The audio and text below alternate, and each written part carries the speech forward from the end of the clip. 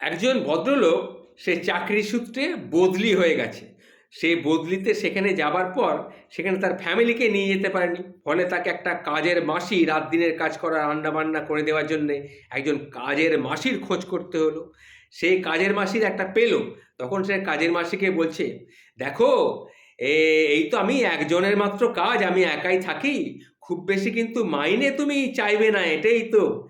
আমি আশা করি না তুমি খুব বেশি মাইনে চাইবে। আরেকটা কথা, কামাই কিন্তু একদম করা যাবে না। কামাই করাও চলবে না কিন্তু।"